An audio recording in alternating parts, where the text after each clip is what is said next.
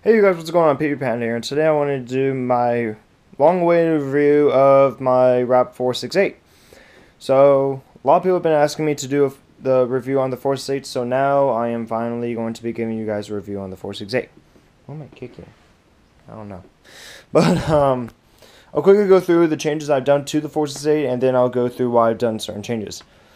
So, I changed the barrel. This is a J&J barrel. This is a barrel that my buddy used to have on his 4.6.8, but then he got a hammerhead barrel and he didn't want it anymore, so he gave it to me to use. I have Magpul flip-up sights. Got the front as well as the back. I have a MOE vertical grip. The reason why I chose this one is because it kind of just works what I do. Also, I can't really demonstrate with only one hand.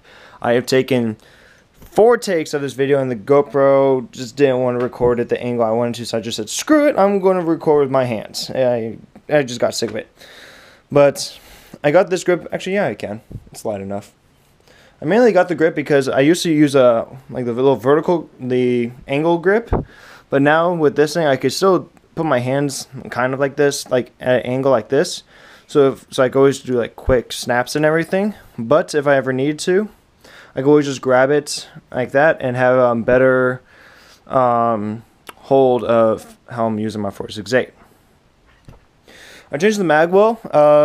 The 4.6.8 comes with the D-Mag magwell, but I changed it to the standard magwell, not the Scarab mag. Standard magwell takes the Scarab mags, the box mags, the standard 18-round mags that Rap4 sells, yada yada yada. It's the standard magwell.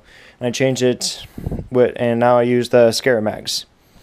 Changed the grip. I don't know the name of the grip. Don't ask me about what the name of the grip is. I do not know. All I know is I went to an airsoft website. I went to evic.com. Found a grip that I thought looked cool, and I just got that one. So don't ask me the name of this. Don't ask me the name of this. I do not know. A lot of people will still probably ask me, but I do not know the name of that. All I know is that this is a MOE grip and this is a pistol grip. That's it. I do not know the exact names. The reason why I'm repeating is because people will ask. I do not know. Just look at it and search. Search for the stuff that you want, or the stuff that's in the video. Unfortunately, a lot of you guys already know this, but you run a 13 cubic inch tank on the 4.6.8 with the whole stock and everything on it. I don't really want to put it in there because I have some air in the tank. I don't want the marker to be aired up. Also, most of you guys know what the 4.6 looks like with the air in stock, so I don't really want to put it all together because most people know already. And that's about it. Now I wanted to talk about why I've done certain changes to the marker. I added a grip because it adds stability, also more comfort. I changed the pistol grip because it adds more stability and comfort. I changed the barrel from, this is the stock barrel, see like the whole Rap4 thing. This is the stock barrel. I changed the stock barrel. I switched to the J&J barrel instead of the stock barrel because it's more accurate. Also, it's also, I believe, a 13 or 13.5 inch. It's a little bit shorter than the stock one. The one that comes with the 4.6.8 is a 14 inch. It's a little bit shorter, which honestly works better. It has more porting, as well as it's just a lot more accurate. Now the main thing that a lot of people want, a lot of people probably ask questions about, just because not a lot of people have done this. Well, actually, quite a few people have done this to the 4.6.8, but most people haven't done this to the 4.6.8. Most people, if you see with 4.6.8, still use the D-Mags. I switched to the Scarab mags for a few reasons. I wanted to go through those reasons with you real quick. Now, the reason why I chose the Scarab mag is because it's a continuous feed. Basically, how the Scarab mag works is, I'll try to make it clear. It's a smoke magazine, but as you could tell, the paintballs go from the top, goes all the way down to the bottom and back around. So basically, it holds 18 rounds that goes like this, which is nice. I like that. D-Mags, on the other hand, is a dual stack. Now, what the dual stack means is basically this thing holds 2 rows of 10 rounds of paintballs. Now, basically, this row will hold 10, this row will hold 10. So when using the D-Mag, you load it, shoot the 10 rounds, take out the magazine, flip it around, load it again, you get another 10 rounds, then the magazine is empty. Becomes a little bit of a hassle just because I don't want to deal with that. The D-Mags work fine as it is, but I just want the continuous 18 round feed. It makes life a lot easier, and I don't have to worry about flipping, or if I already flipped the magazine, if I take it out, then I have to be like, oh no, I didn't. I already used the other side. I gotta get the other. Just too much hassle, too much of it. Don't want to deal with it. That's one reason. Another reason, the DMag was designed to use shape projectiles and really brittle paint. I don't use either. Okay, I use graffiti as my main paint source, like you guys can see. I use graffiti. Say graffiti. That's all shitty Hollywood sports paint. That's its own like little special problem. I use graffiti, and that's it. That's all I use. And for those guys who know, whether you play MagFed or you use graffiti yourself, you know that graffiti works extremely well with MagFed markers. Most people who play MagFed use graffiti just because it shoots straight. It's really nice when it doesn't break that often in the markers, even for something like Titman markers. It doesn't break. It's very good shell, very good fill, very accurate. It's basically the ideal paintball to use in a MagFed marker, and it's not brittle. It's not like a tournament-based paintball. It's not like GI 5-star. It's not like Evil. It's not like any of that kind of stuff. So this magazine is meant to use that kind of paint. The GI 5-star, the Evil. That's what it is designed for. The graffiti isn't that brittle, so I don't really need that feature with the DMag. This thing, the Sierra Mags, works perfectly fine with graffiti, so that also kind of helps out. Another thing that the DMag was designed for was shape projectiles. When you guys look at the top of it, you could tell that it's shaped as a shape projectile or first strike round or whatever. It's meant to be used for shape projectiles. Now I know, you change the spring to do first strikes or regular paint, blah blah blah. But honestly, the standard spring that comes in the DMags like this is a 20 round DMag. Whoops. Sorry. But the spring in here works perfectly fine with first strike rounds. I've shot a couple first strike rounds out of this thing before, and it did fine. It fed perfectly fine. Of course, you can't shoot very fast. Number one, that's extremely expensive. Just shoot 10 first strike rounds like it's nothing. And also, the spring works fine. It does what it needs to do. It feeds the first strike round and the shape projectile into the 4.68. Sierra Mags are not designed for first strike rounds. Sure, you can use first strike rounds because you look at the head, it's shaped in the shape projectile. But the thing is, since this holds 18 paintball rounds, it cannot do 18 first strike rounds. Just because you can't feed the first strikes into the part where it turns around, so it feeds down and then up and back around. The first strike rounds can't go through here just because of the loop. It just doesn't fit and it won't feed. So if I was to use a first strike round shape projectiles in the Sierra Mags, I'll have to just go straight. It will only have to go straight. It works perfectly fine if you just go straight down. It could hold around 9 or 10 first strike rounds, I believe. I'm not sure. I've never shot first strike rounds out of the Sierra Mags, but that's why I assume. Also, what my friends have used. But yeah, that's the thing. The DMags just don't do what I need to do. Also, the springs also get stuck all the time. That's one thing that pisses me off more than anything, is when you load a magazine, you think it's released, you think you're set to go, and you go and it click. The lock bolt clicks, and the clicking when you just load a magazine, it's annoying. It's really, really annoying. The mechanism that releases the spring in the DMags is not very good. It's just not. And that really happens when I'm just loading it, or if I flip it around, it just gets annoying. So with the Sierra Mags, if I ever have any jams or problems with these things, then they're easily preventable. Like there's a Ken Broken of the Liberty Warlords posted a video of how to mod the Sierra Mags to make it the feeding just that like practically 100%. Like it'll always feed practically based off the video. And I've done the mod to one of my magazines, and I'd say that thing feeds a hell of a lot better than all the other Sierra Mags. So I'm going to eventually, probably today or tomorrow, finally mod all my Sierra Mags to do what I need it to do, make it feed very well. If you guys want to know, just type in ScareMag mod, and his video should come up. Or if you just want to type in Ken Broken, it should come up as well.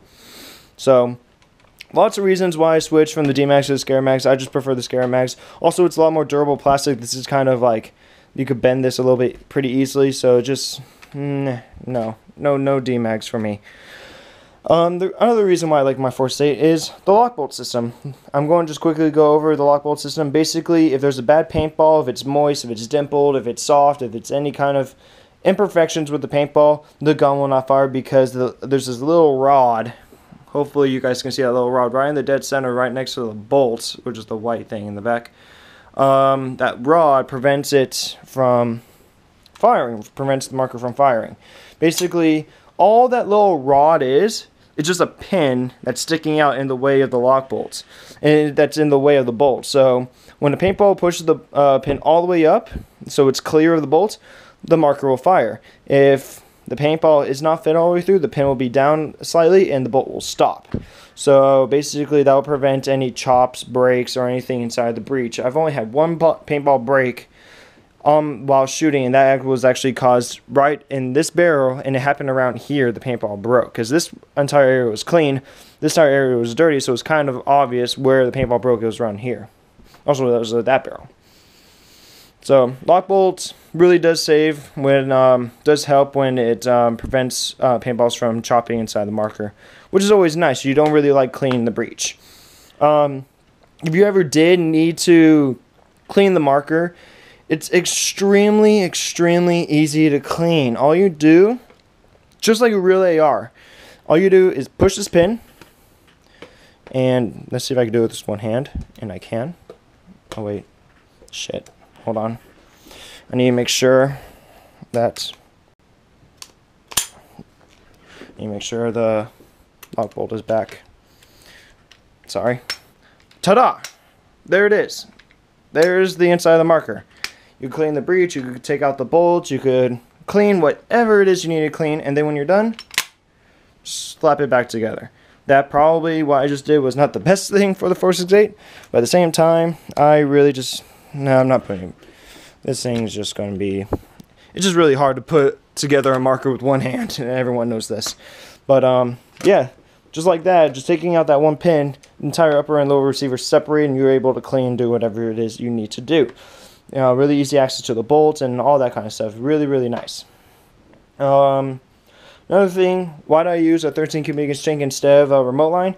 It's just easier, in my opinion, to use. Especially, like, here's the thing. A lot of people do this, and don't know why, but a lot of people do.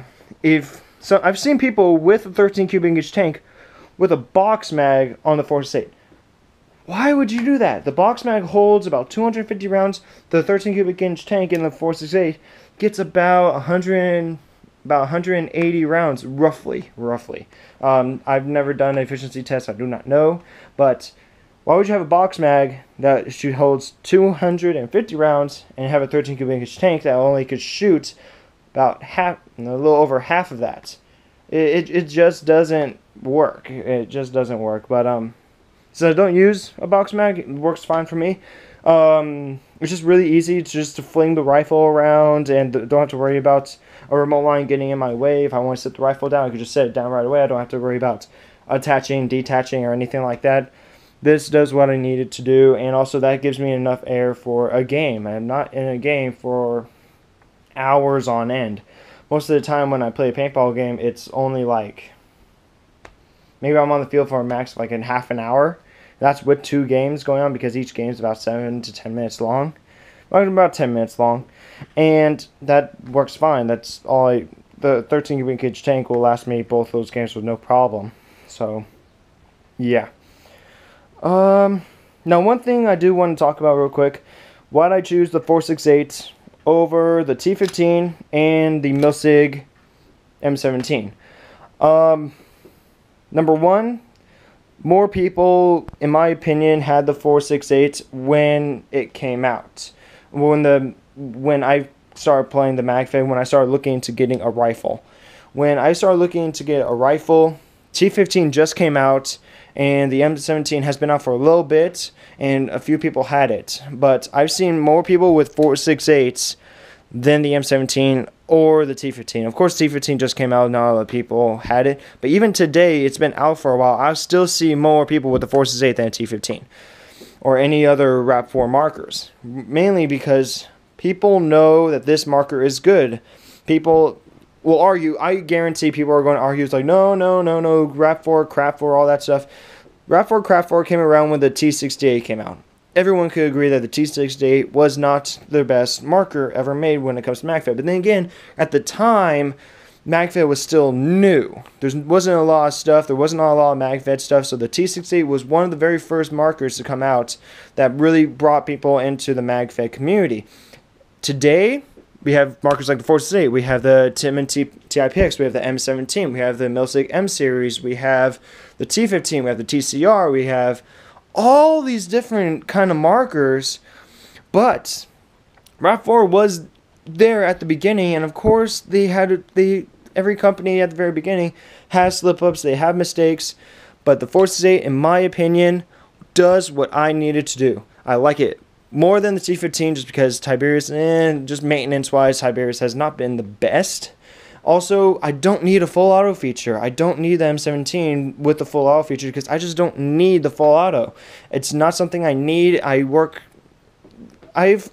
faced off against people with box mags on their die dams.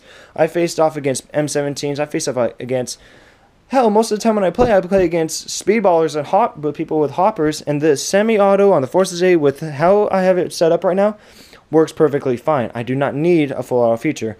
In the future, probably the only upgrade I'll do is change the bolt to the Javelin bolt once the Javelin bolt is perfected, probably a couple generations. But the Forces 8 does what I need to do. It works, it shoots, it runs really well, and cleaning and all that kind of stuff afterwards is very, very easy because all you need to do is take out 2 pins, tire receivers come apart, take out a couple screws, the grip ring comes off, take out this pin when the lower receiver is taken out, takes the magwell out, and it's just really easy. Spin this, the entire internals come out. Like, everything's really easy and accessible, and it just does what I need it to do. A lot of people are going to say the M17, the M17, the M17. A lot of people are going to say that the M17 is the best MagFed marker on the market. Everyone has their own opinions. This does what I need it to do. It does exactly what I want it to do. It shoots straight, it shoots accurate, it's lightweight, and it's just perfect. It fits my playstyle, my personality. If your playstyle is similar to mine, get a 468. If you want something full auto, get the M17. If you want something that shoots first strikes very well, get a T15. If you want a super high-end expensive marker that people spend shit ton of money on, but it's very unreliable because it's a die product, then get the die dam. Sorry, I'm not a big fan of die. I do not like their products at all. I just see them as very unreliable. So if you want something like that, get a die dam. But honestly, 468 does what I need to do. I love my 468. And if you guys have any other questions that you want me to answer, then by all means comment. But make sure you watch the entire video all the way through. I know I'm saying this at the end, but whatever. But I love my 468. It does what I need to do, and I couldn't ask for any other marker. I don't want anything else at the moment. This thing does exactly what I want it to do. So, hope you guys enjoyed the video. Hopefully I'll see you at the MagFed game this Sunday. And until then, you guys, I'll see you guys on the field. Later.